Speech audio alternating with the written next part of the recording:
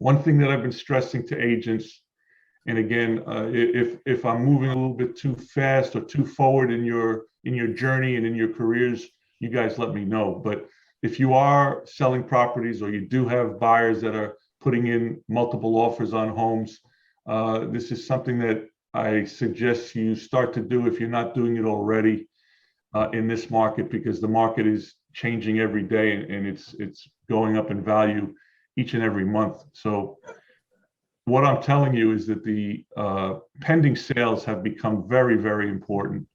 In the old days of appraising, the active, really, the lenders, my clients, wanted the actives on a report. They typically want you to have 3 closed sales and 1 or 2 actives, just to show them what's happening now in the market. But we all know that a couple of years ago, actives could have been $50,000 below.